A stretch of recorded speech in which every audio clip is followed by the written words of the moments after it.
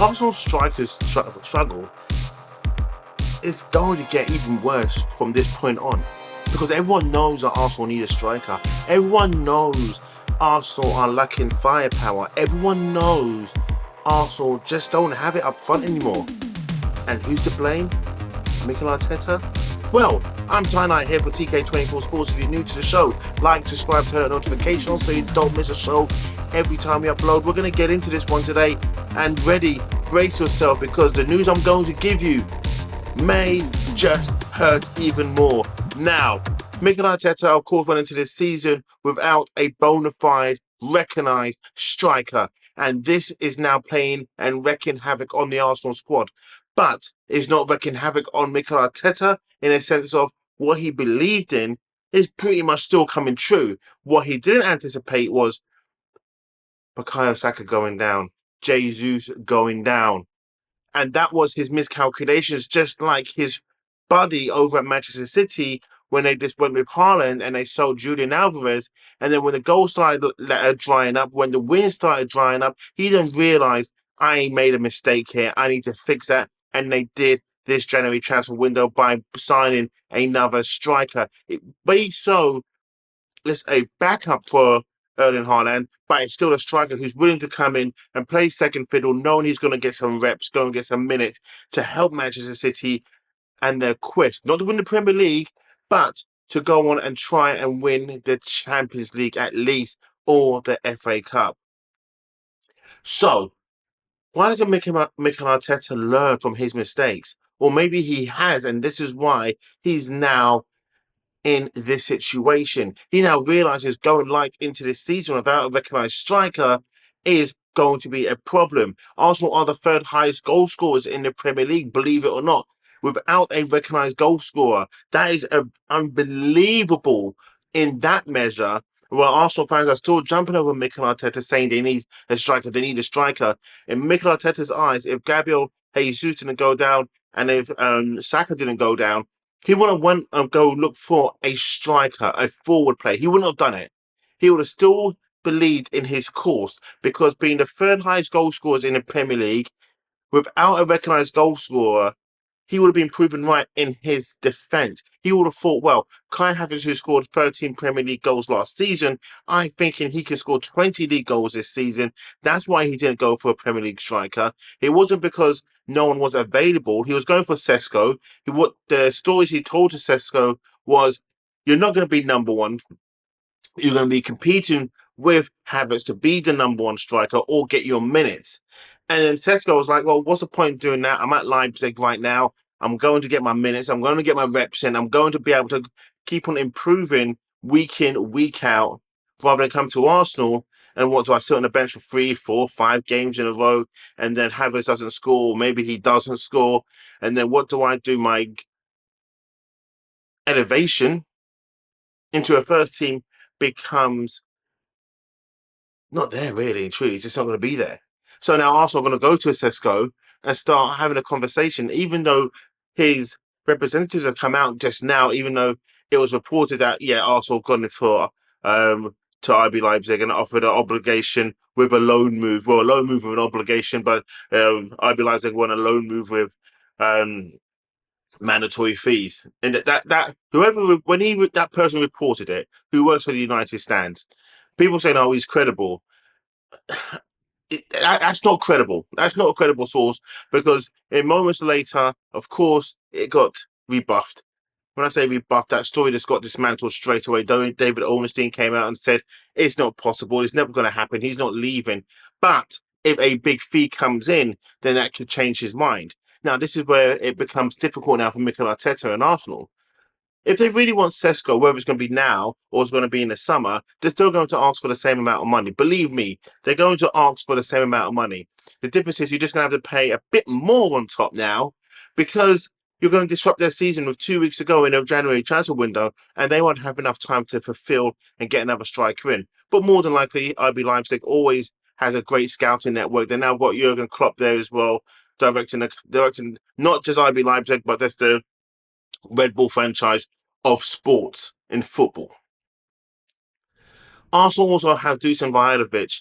Now, that to me is a do not even think about going for that player.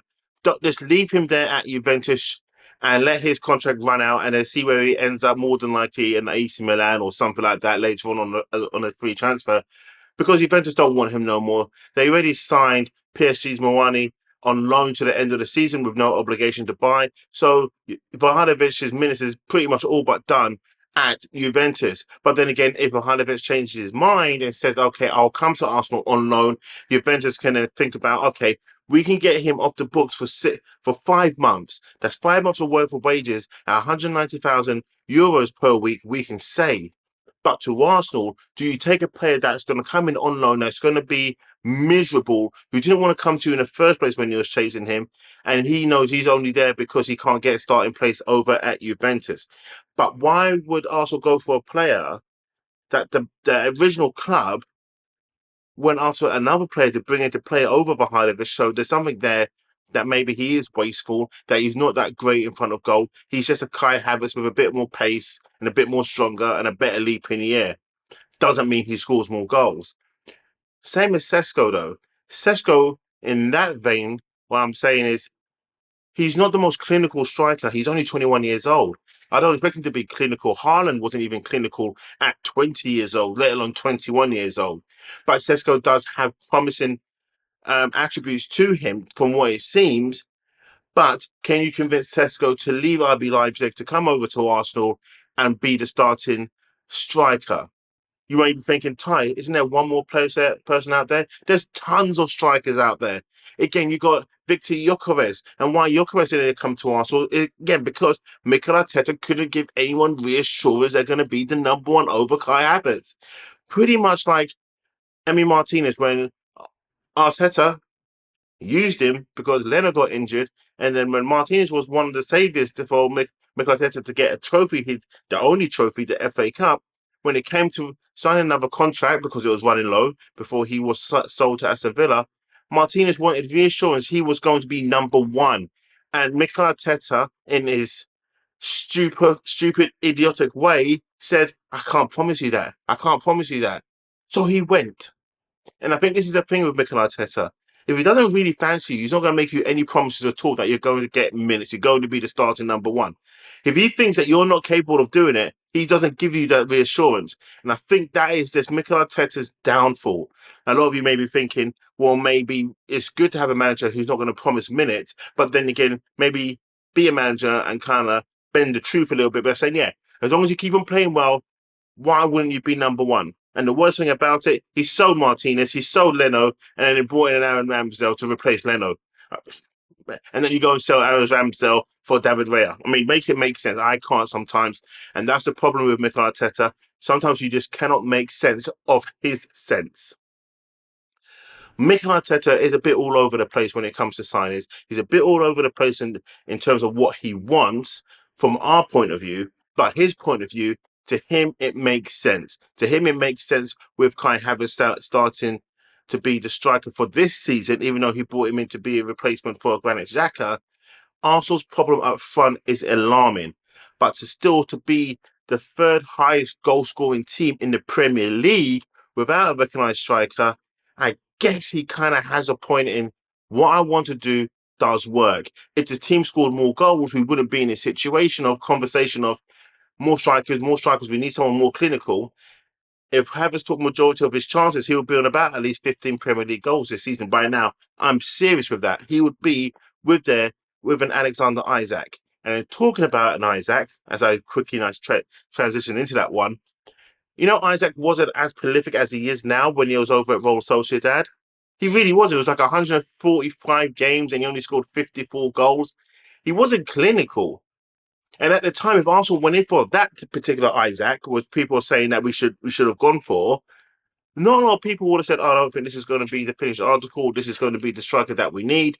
Look at his goal to start ratio is not so great. His assist ratio is not so great.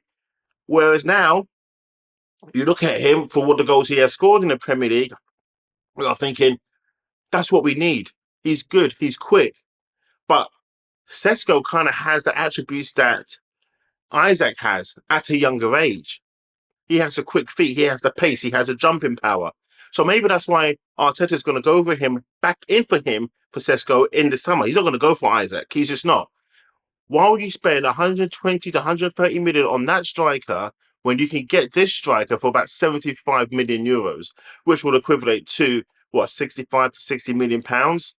And then still have money left over to reinforce on a right winger, left winger, whether that's going to be a Nico Williams or an Embreno from Brentford, or go for an attacking midfielder, because you already pretty much, is it true now that we have to start thinking about Zubimendi coming in, whether that's going to be a lie or not? But we're talking about the strikers and the attacking force. Money is not a bottomless pit at Arsenal. It never has been. They've always had money, but it's not a bottomless pit. So what I'm saying is, I think Mikel Arteta would sacrifice this season and go for Šeško next season. But they will go for a loan player elsewhere, which is not going to be a great loan player, because he's just going to be a striker that comes in who's going to be okay at finishing. He's going to be okay in the air. He's going to be okay at link-up play. Mikel Arteta has got it wrong this season, and this is why Arsenal are struggling to fulfill a right winger and a striker, because he didn't want them this season, because he felt going into the season he had enough.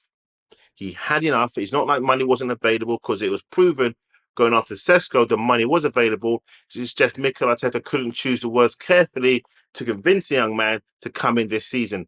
So now we're chasing him, reportedly chasing him, and now he's come out through everyone else. So your top tier journalists coming out saying, yeah, we've had a conversation. The agents come out, we've had a conversation. And even if he wanted to go, it's going to take a big, big fee. So does Mikel Arteta pay that big fee to get Šeško now? Or does he pay a bigger fee to go after Isak, which I don't think Newcastle are going to sell him. Even if you put down 100 million down, 120 million, Newcastle will not sell him, because they would not be able to replace him. A player of that talent is hard to replace. Viktor Gyökeres is different in this situation. He's got a release clause. Doesn't Arsenal just go after Viktor Gyökeres? But I just don't think Mikel Arteta fancies Viktor Gyökeres. I don't think he sees him as the sort of player as what a Šeško is or an Isak is. So Viktor Gyökeres is not going to come to Arsenal, regardless. He's just not going to come. It's going to be Šeško. Or worst case, if you can't convince Šeško, which you can convince Šeško to come at the end of the season, you may go for an Isak, but an Isak will take up a huge amount of his budget. So Isak's out of the window. But anyway, that's my thoughts on the striker situation. What's your thoughts? Do you think Arteta is to blame for this? Do you think Eddie was to blame while he was here? Do you think Arsenal, still being the third highest goal scorers in the Premier League so far, is actually not that bad? So why is there big commotions going on? Leave me your thoughts. Let me know what you think. Thank you for watching. I'm Ty Knight here for TK24 Sports.